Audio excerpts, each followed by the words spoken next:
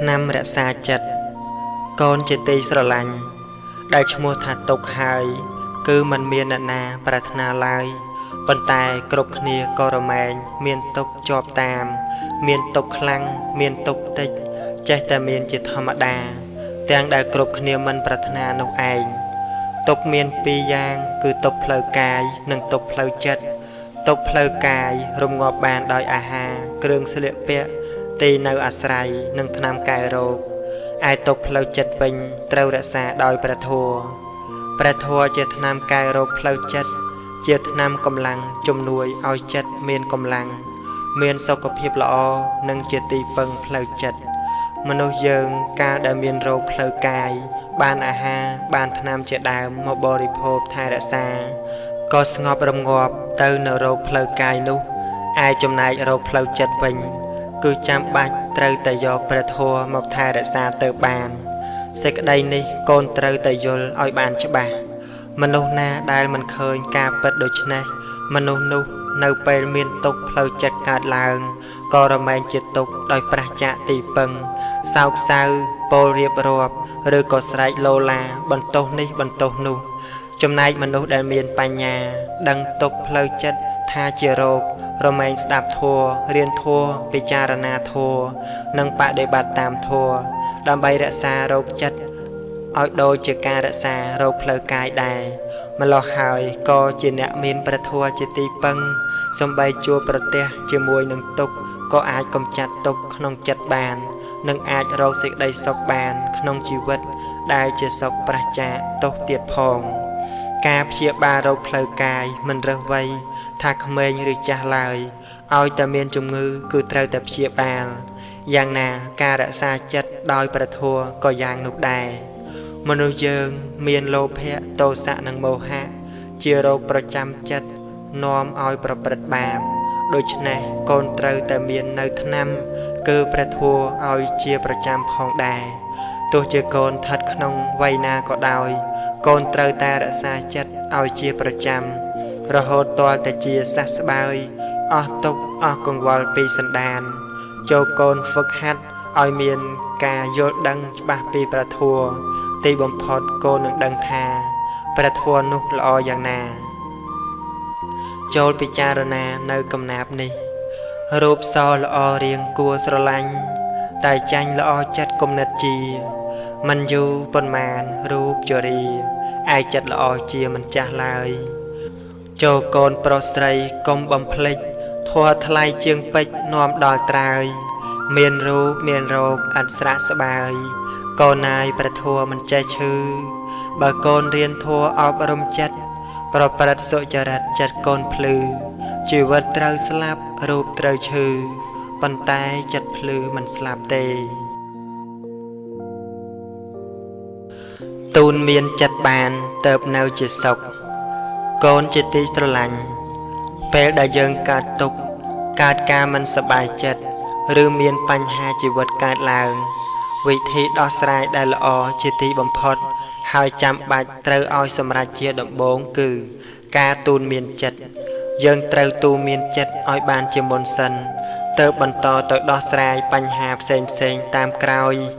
เรื่องคลา กรอนแต่ตูเมียนจัดบานปนังครบยางเตาบานบรรจบเจกาสไลบายยังมันตูนเมียนจัดเจมอนเตรู้ให้หมกดอสไลปัญหาเวไอทัวอ่อยรัตตาลมบาโปรธาบายังมันตูนเมียนจัดเตนุยังเตาดอสไลปัญหาโดยโลภะโตสะโมหะหรือโดยกายตุจริตวิจัยตุจริตนังมโนตุจริตเจียปัตตรกอดปมคานวิธีตูนเมียนจัดคือก็ใบตั้งสติอ่อยบานละอรมสายเนาเพียบมัวมองขนมจัดปิจารณาเตตามกาปิดละอัดละอ่อนปินัดซาลางวิญเนาเรื่องได้การลางเมื่อลอยเคยกาปิดทาตาเรื่องหรือปัญหาได้การลางนุเวกาลางดอลยังแต่มันเนี่ยไอ้หรือดอลเนี่ยดอไตพองได้เกิดเมื่อเคยเนี่ยดอไตคลาเกมีนปัญหาทอมดมทนงอเจียงยังแต่เตียดไอเตหายเรื่องแบบนี้วิจิเรื่องปกติธรรมดาในครบชีวิตแมนหรือมันแมนใบยังเกิดเตียงตัวพิจารณาสับกรบเคยฉบับตามกติรูปสังขาข ឃើញថាវាជារឿងក្នុងលោកនិងជារឿងរបស់លោកដូចនេះឈ្មោះថាមើលឃើញសេចក្តីពិតលុះដល់បានជួបនៅសេចក្តីពិតដោយខ្លួនឯងហើយក៏នឹងចូលដល់ការទូនមានចិត្តបានឯលទ្ធផលរឿងធំក៏คล้ายជារឿងតូចចំណែករឿងតូចក៏คล้ายទៅជាមិនមានរឿងហើយយើងក៏បានសប្បាយចិត្តព្រោះអាចដោះស្រាយបញ្ហាបានដោយគំនិតនិងសតិបញ្ញារបស់ខ្លួនឯងកូនហើយដែលទុកកង្វល់នោះវាកើតឡើងក្នុងចិត្តព្រោះចិត្តនឹងឯងព្រមទទួលហើយប្រកាន់ទុកម្លោះហើយទុកកង្វល់សពគ្រប់ទៅបានអាស្រ័យនៅនឹងចិត្តដ៏យ៉ាងស្រួលបំផុតទុកកង្វល់នៅក្នុងចិត្តបានស្រួលយើងអាចនិយាយបានថានៅបានតាមសបាយតែចិត្តខ្លួនឯងដែលនៅជាមួយទុកកង្វល់រមែងជាទុកនេះព្រោះហេតុតែចិត្តព្រមទទួលយកទុករែកទុកទូលទុកនោះឯងបើចិត្តយើងមិនព្រមទទួលទុកមិនចាប់យកនៅសេចក្តីទុកមកទុកដាក់ទេតើចិត្តយើងនឹងជាទុកបានដូចម្ដេចទៅតាមពិតពាក្យថាទូនមានចិត្តគឺចម្រើនបញ្ញាឲ្យមាននៅក្នុងចិត្តនោះឯងបើចិត្តអត់បញ្ញាគឺដូចពាក្យថាធ្វើខ្លួនឲ្យលំបាកឥតប្រយោជន៍មានការអត់អាហារជាដើមដូច្នេះបើកូនមិនត្រូវការយកទុកមកដាក់ក្នុងចិត្តទេកូនត្រូវហ្វឹកហាត់ឲ្យមានបញ្ញា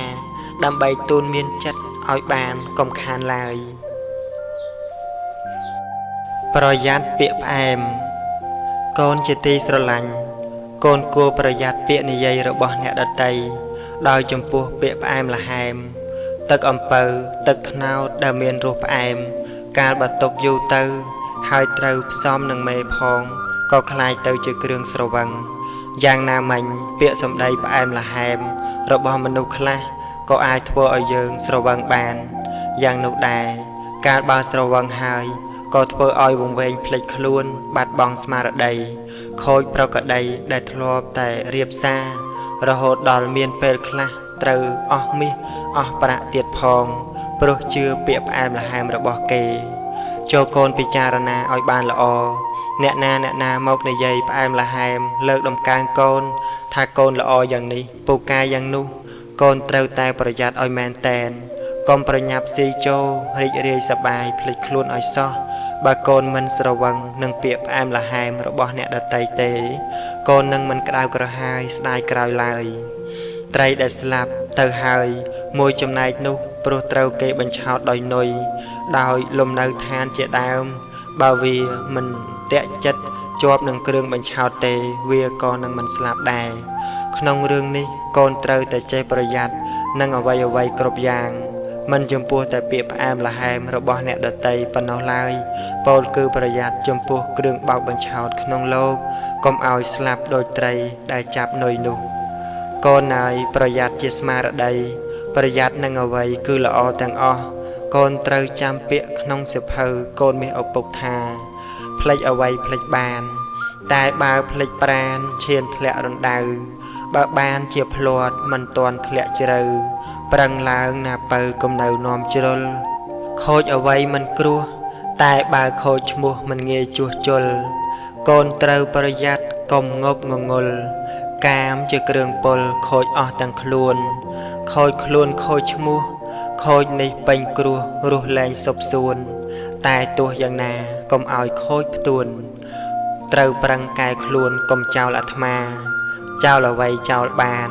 តែកុំចោលប្រាណក្នុងវដ្តសង្សារ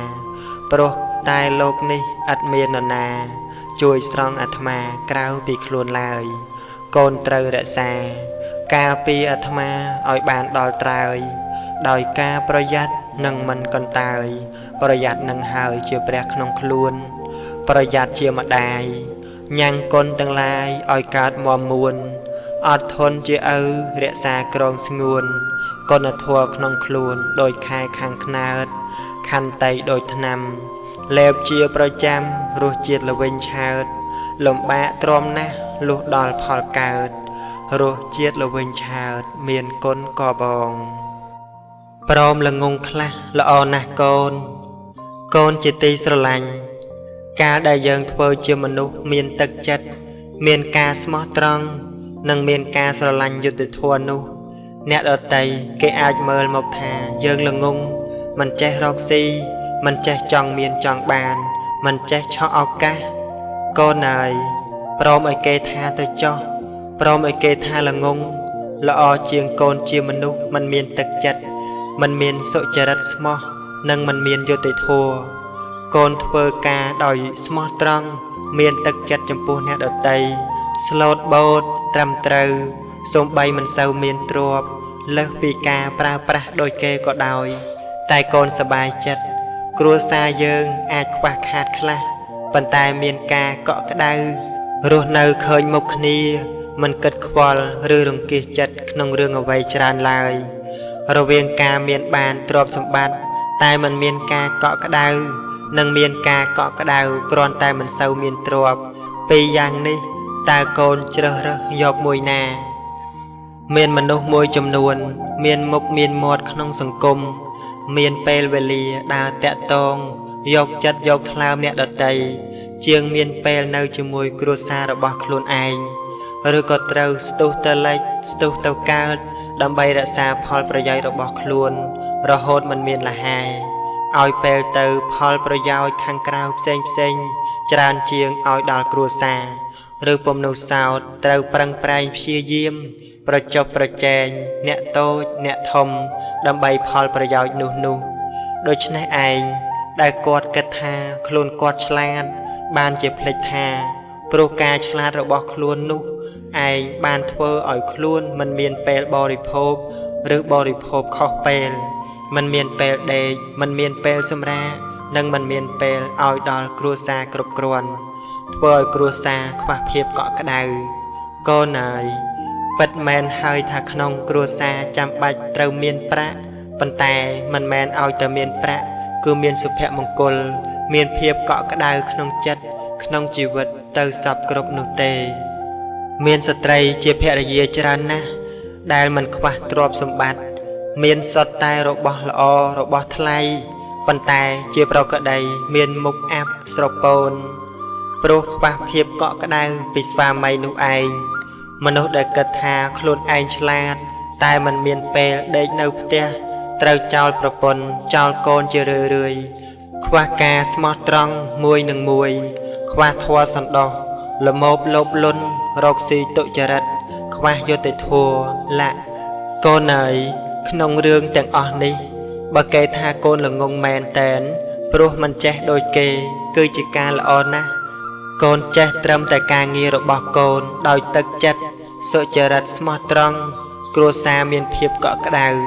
ដូច្នេះកូនត្រូវរស់នៅដោយសេចក្តីសុខសប្បាយក្បាលដល់ខ្នើយកូនដេកលក់មិនចាំបាច់យកដៃកងថ្ងាសឡើយណាកូនមនុស្សដែលគេទុកចិត្តកូនជាទីស្រឡាញ់កូនត្រូវធ្វើខ្លួនឲ្យដូចពាក្យនេះគឺនៅឲ្យគេទុកចិត្តចាក់ចេញពិតឲ្យគេរលឹកម្យ៉ាងទៀតនៅឲ្យគេស្រឡាញ់លុះចាក់ចេញឲ្យគេអាល័យកូននៅក្នុងទីណានៅជាមួយអ្នកណាធ្វើការកន្លែងណាធ្វើជាមួយអ្នកណាយូរឬមិនយូរក៏ដោយចុះការសំខាន់ជាដំបូងដែលកូនត្រូវធ្វើគឺសាងនៅភាពកក់ក្ដៅការទុកចិត្តថាជាគ្នាឯងនិងសាងការពេញចិត្តឲ្យដល់អ្នកដទៃកុំសាងនៅភាពក្តៅក្រហាយជ្រួលច្របល់ចលាចលគឺកុំធ្វើឲ្យមានបញ្ហាដល់មនុស្សដែលកូនទៅសំណាក់ឬទៅធ្វើការជាមួយឲ្យសោះបើកូនសាងនៅភាពកក់ក្ដៅនិងការទុកចិត្តឲ្យដល់អ្នកដទៃកូននឹងរស់នៅក្នុងកិត្តិយសមានច្រើនសុទ្ធតែជាអ្នកស្រឡាញ់កូនចូលចិត្តកូនសម្បូរមិត្តខ្សត់សត្រូវ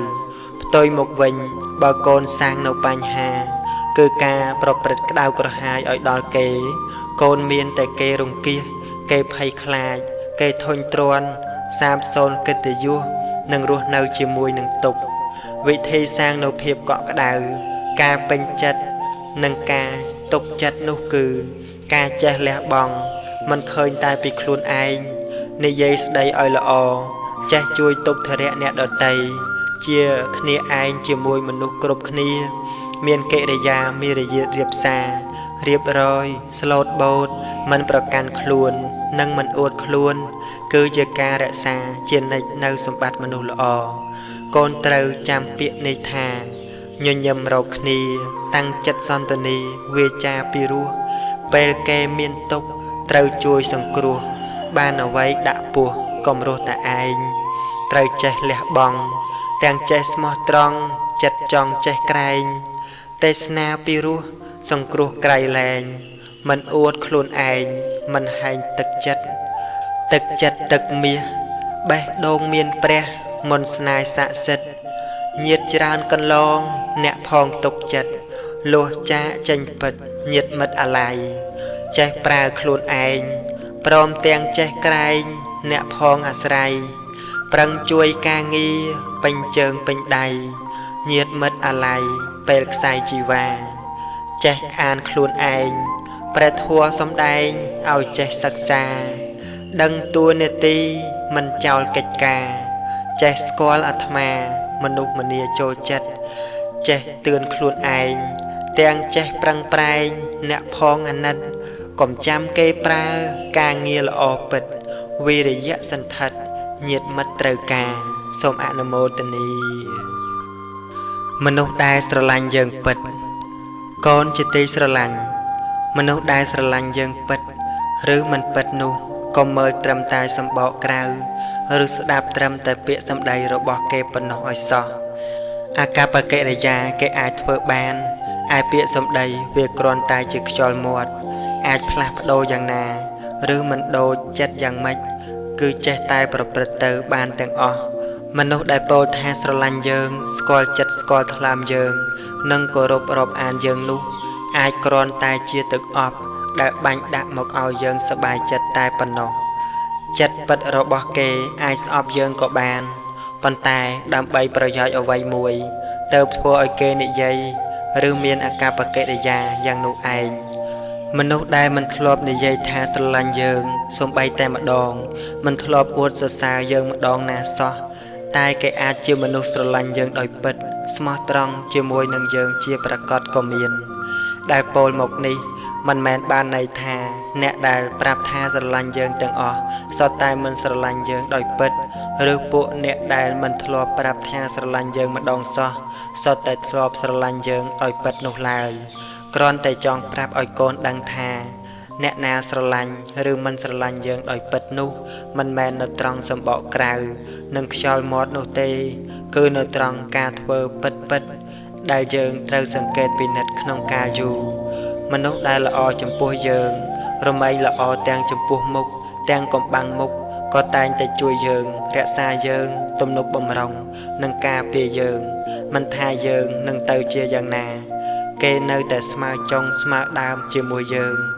នោះឯងដែលជាការស្រឡាញ់ពិតត្រង់ដែលគេនិយាយថាស្រឡាញ់យើងឬមិននិយាយនោះវាមិនសំខាន់ឡើយឯចំណែកមនុស្សដែលល្អតែនឹងមុខយើងក្រោយខ្នងនិន្ទាយើងមិនទំនុកបំរុងយើងមិនគាំទ្រយើងនិយាយពីរោះជាមួយគ្រាន់តែដើម្បីពឹងពាក់ឬប្រើយើងមាត់នឹងចិត្តប្រព្រឹត្តទៅផ្សេងគ្នានោះឯងគឺជាអ្នកដែលមិនស្រឡាញ់យើងពិតទោះបីមាត់គេប្រាប់ថាយើងល្អយ៉ាងនេះល្អយ៉ាងនោះក៏មិនអាចជឿបានឡើយក្នុងរឿងនេះកូនត្រូវប្រយ័ត្នចិត្តខ្លួនឯងកុំវង្វេងច្រឡំទៅរីករាយជាមួយពាក្យសម្ដីរបស់អ្នកបោកប្រាស់ទាំងនោះនាំឲ្យខូចខ្លួនផងអស់ទ្រព្យផងព្រមទាំងត្រូវខកចិត្តដល់ក្រៃលែងផងមិត្តសម្លាញ់រហូតក្នុងជីវិតកូនជាទីស្រឡាញ់កូនធ្លាប់គិតដែរទេថាមិត្តដែលល្អជាទីបំផុតរបស់មនុស្សយើងគឺសៀវភៅជាមិត្តរបស់យើងបានគ្រប់ពេលវេលាមិនថាពេលសុខពេលទុក្ខពេលសោកសៅឬពេលអបសុខឡើយរមែងជាប់តាមយើងទៅបានគ្រប់កន្លែងទោះជានៅក្នុងព្រៃនៅនឹងភ្នំនៅកណ្ដាលសមុទ្រហើយរហូតដល់មែនតែនគឺនៅក្នុងបន្ទប់គេងមិនថាកូនជាអ្វីកូននៅក្នុងទីណាកូនកុំចោលសៀវភៅបើកូនចោលសៀវភៅគឺស្មើគ្នានឹងចោលមិត្តដ៏ល្អរបស់កូនចូលកូនព្យាយាមអានសៀវភៅឲ្យបានច្រើន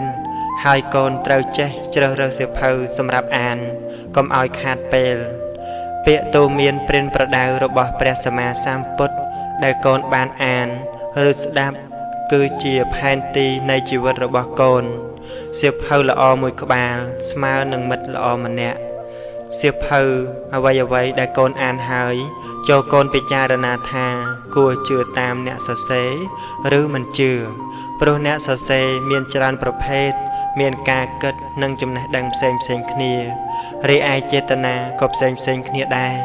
ដូច្នេះកូនត្រូវពិចារណាឲ្យច្រើនកុំទាន់អាលជឿចូលកូនចាំទុកថាសៀវភៅគឺជាខួរក្បាលរបស់អ្នកសរសេរដូច្នេះបើកូនអានសៀវភៅល្អឈ្មោះថាជាការបញ្ចូលខួរក្បាលរបស់អ្នកចេះដឹងមកក្នុងខួរក្បាលរបស់កូនទោះជាពេលថ្ងៃក៏ដោយក្នុងផ្ទះរមែងងងឹតបើគេបិទទ្វារបិទបង្អួចអស់យ៉ាងណាមិញបើកូនបិទភ្នែកបិទត្រចៀកពោលគឺមិនអានមិនស្ដាប់នៅសុភាសិតរបស់អ្នកចេះដឹងទេវិញ្ញាណរបស់កូននឹងត្រូវងងឹតដូចជាផ្ទះដែលបិទចិត្តយ៉ាងនោះឯងដើម្បីឲ្យបានទៅជាមនុស្សល្អកូនត្រូវ1ស្វែងរកការចេះដឹងមកដាក់ខ្លួនកុំចំណាយពេលឥតប្រយោជន៍2ប្រព្រឹត្តតាមការចេះដឹងយកការចេះដឹងជានាយកនៃជីវិតកុំឲ្យតណ្ហាដឹកនាំជីវិតឡើយចូលកូនសម្លាញ់ធ្វើជាមិត្តរបស់អ្នកប្រាជ្ញទាំងឡាយតាមរយៈនៃការអានសៀវភៅចុះសេចក្តីចម្រើននឹងមានដល់កូនជាពិតប្រាកដសត្យហណោអរហតាំងធម្មំនិព្វានបត្តយាទី1ជឿធัวព្រះអរហន្តាធัวល្អអស្ចារ្យនាំដល់និព្វានសុសោសាំងលភតេបញ្ញាំងទី2ចិត្តតាំងប្រឹងស្ដាប់ដោយឃ្លានព្រះធัวទេសនាតាមព្រះទូលមាន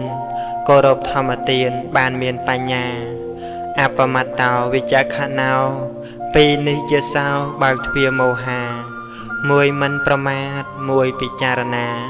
ប្រាជ្ញាភ្លឺថ្លាដោយអង្គ4នេះតស៊ូអត់ធន់ទោះធ្ងន់ឬស្រាលកូនជាទីស្រឡាញ់មនុស្សដែលខំប្រឹងប្រែងធ្វើការសុចរិតដើម្បីលើកស្ទួយជីវភាពរបស់ខ្លួននិងគ្រួសាររហូតដល់បានសម្រេចសមរម្យនោះជារឿងដែលគួរឲ្យសរសើរណាស់តាមពិតក្នុងโลกនេះអ្នកដែលបានទទួលនៅទ្រព្យមរតកស្រេចស្រាប់តែម្ដងដោយខ្លួនឯងមិនបាច់ប្រឹងប្រែងអ្វីនោះមានតិចអ្នកទេដោយច្រើនគឺចាប់ផ្ដើមពីការលំបាកទៅមុនឯទ្រព្យមរតកបានត្រឹមតែកម្លាំងស្មងកម្លាំងចិត្តនិងចំណេះដឹងក្នុងមុខវិជ្ជាផ្សេងប៉ុណ្ណោះពោលគឺមិនបានទទួលនៅមរតកអ្វីជាទ្រព្យសម្បត្តិមាសប្រាក់ឲ្យធំដុំនោះឡើយសំខាន់ណាស់ទៅហើយដែលមរតកនោះគឺជាជីវិតកម្លាំងកាយចិត្តនិងចំណេះវិជ្ជាមរតកម៉ែឪគឺជីវិតកម្លាំងកាយនិងចំណេះវិជ្ជាកូនល្មមយល់បានហើយឯចំណែកមរតកគឺកម្លាំងចិត្តបានដល់ទឹកចិត្តតស៊ូព្យាយាមដែលម៉ែឪបានបង្ហាត់បង្រៀនអប់រំទូនមាននិងធ្វើជាគំរូរហូតមក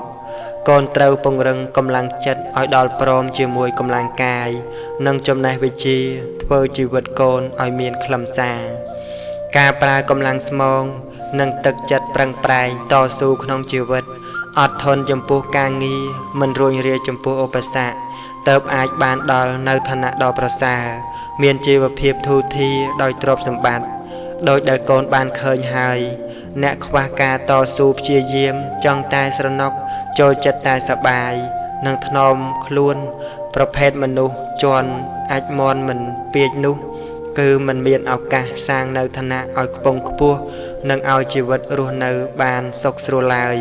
សូម្បីមានមរតកច្រើនសន្ធឹកសន្ធាប់យ៉ាងណាក៏មិនយូរឡើយនឹងបំផ្លាញអស់មិនខានកូនហើយជីវិតគឺជាការតស៊ូពាក្យនេះធ្លាប់មានមកយូរហើយដូច្នេះឧបសគ្គក្នុងជីវិតកូនត្រូវចាត់ទុកជាថ្នាំកម្លាំងកាលបើមនុស្សយើងមានការតស៊ូក្នុងជីវិតក៏រមែងបានជួបប្រទះនៅឧបសគ្គគឺសេចក្តីលំបាកជាធម្មតាតែសូមឲ្យកូនគិតថាសេចក្តីលំបាកនោះជាថ្នាំកម្លាំងដែលនឹងជំរុញឲ្យកូនប្រឹងប្រែងព្យាយាមតស៊ូដើម្បីយកឈ្នះសេចក្តីលំបាកនោះរហូតបានដល់ទិសដៅគឺភាពប្រសើរនៃជីវិតម៉ែឪមិនមាននៅមរតកដែលជាទ្រព្យសម្បត្តិអ្វីច្រើនទុកឲ្យកូននោះទេតែកូនក៏បាននៅជីវិតកម្លាំងកាយកម្លាំងចិត្តនិងចំណេះវិជ្ជាព្រមល្មមសពគ្រប់ហើយកូនត្រូវប្រើរបស់ទាំងនេះ ឲ្យបានសម្រេចតាមបំណងរបស់កូនទៅចុះត្រូវប្រើប្រាក់កុំឲ្យប្រាក់ប្រើកូនជាទីស្រឡាញ់សម័យនេះអ្នកណាក៏ឃើញប្រាក់ថាជាព្រះជាម្ចាស់ដែរព្រោះឃើញថាប្រាក់ជារបស់បណ្ដាលឲ្យបាននៅអ្វីគ្រប់យ៉ាងសូម្បីតែចិត្តមនុស្សក៏គេអាចទិញបានដែរមើលចុះមនុស្សរាល់ថ្ងៃនេះគឺសំដៅរកតែប្រាក់គ្រប់ផ្លូវដែលបានប្រព្រឹត្តគ្រប់វិធីទោះបីត្រូវធ្វើអាក្រក់ទុច្ចរិតខុសច្បាប់ខុសទម្លាប់យ៉ាងណាក៏ព្រមធ្វើទាំងអស់ឲ្យតែបានប្រាក់ព្រោះហេតុដូច្នេះហើយទើបក្នុងលោកយើងនេះត្រូវឡើងកម្ដៅទាំងកម្ដៅចិត្តទាំងកម្ដៅថ្ងៃប្រាក់សំខាន់ក៏ពិតមែនហើយណាកូនប៉ុន្តែចូលកូនកុំឲ្យសេចក្តីសំខាន់ដល់ប្រាក់រហូតដល់ភ្លេចសេចក្តីល្អភ្លេចនៅគុណធម៌នោះកាលបើកូនឲ្យសេចក្តីសំខាន់ដល់ប្រាក់ច្រើនពេកទៅប្រាក់នឹងត្រូវคล้ายជាចវាយលើកូនឲ្យពិតកាលបើមានប្រាក់ជាចវាយហើយប្រាក់ក៏នឹងប្រើកូនបង្គាប់កូនឲ្យធ្វើនេះឲ្យធ្វើនោះកូនអាចពិនិត្យមើលខ្លួនឯងបានគឺនៅពេលមិនទាន់មានប្រាក់កូនក៏មិនគិតចង់បានអ្វីច្រើនប៉ុន្មាននោះដែរចង់បានចង់ញ៉ាំចង់ទិញចំពោះតែរបស់ចាំបាច់ប៉ុណ្ណោះលុះដល់កូនមានប្រាក់ច្រើនកូនក៏ចាប់ផ្ដើមចង់ញ៉ាំចង់ប្រើរបស់ដែលល្អថ្លៃលើសពីការចាំបាច់គឺមនុស្សយើងត្រូវប្រាក់បង្វិលឲ្យវិលខួរក្បាលអស់ដោយមិនដឹងខ្លួនទៀតផងមនុស្សយើងកាលមិនទាន់មានប្រាក់អាចមានពេលដេកពួនសម្រាកសម្រានសុខស្រួលវាស់ព្រឹកតែដល់ពេលមានប្រាក់ត្រឡប់ទៅជាមិនមានពេលដេកពួនស្រួលបួលរកថ្ងៃសម្រាកក៏មិនមានសឹងតែរកពេលបរិភោគអាហារឲ្យស្រួលមិនបានផងនៅពេលមានប្រាក់តិចអាចនៅជាមួយក្រុមគ្រួសារបានតែដល់ពេលមានប្រាក់ច្រើនបែរជាមិនមានពេលគ្រប់គ្រាន់សម្រាប់គ្រួសារទៅវិញធ្វើឲ្យគ្រួសារខ្វះការកក់ក្ដៅនេះឯងណាកូនប្រាក់វាប្រើមនុស្ស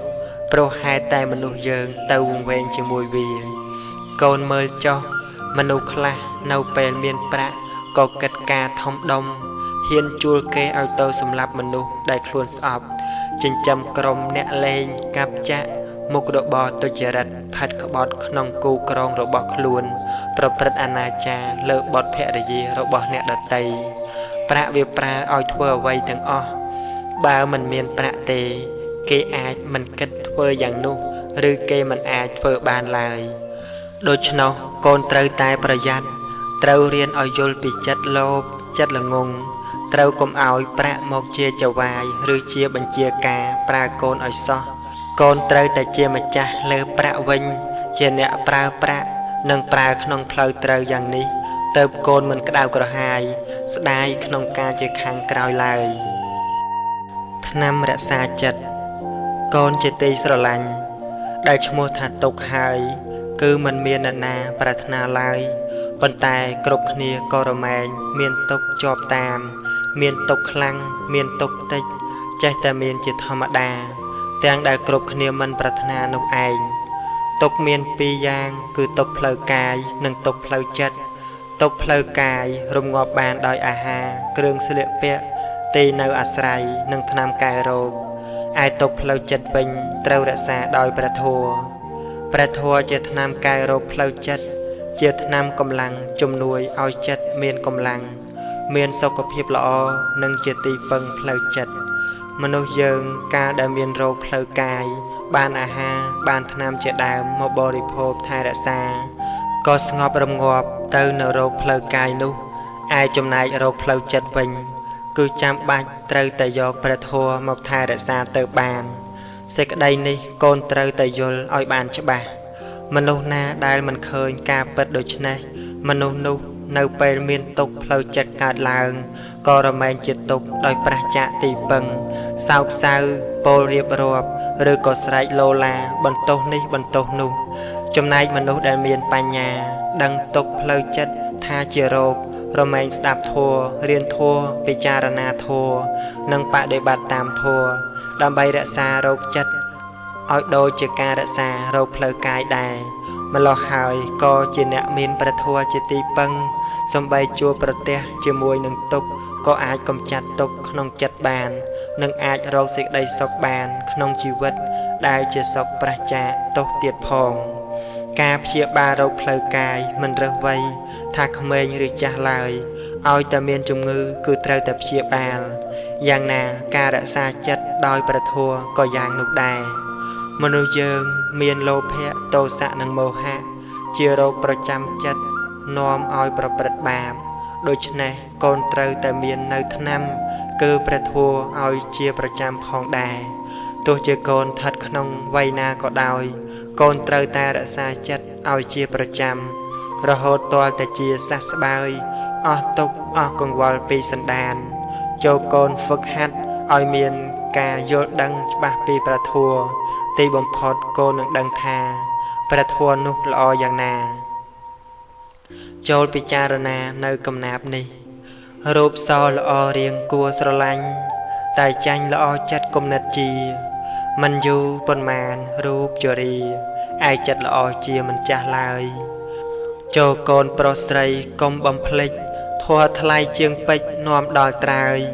មានរូបមានរោគអត់ស្រាក់ស្បើយកូនណាយព្រះធម៌មិនចេះឈឺបើកូនរៀនធម៌អប់រំចិត្តប្រព្រឹត្តសុចរិតចិត្តកូនភ្លឺជីវិតត្រូវស្លាប់រូបត្រូវឈឺប៉ុន្តែចិត្តភ្លឺមិនស្លាប់ទេ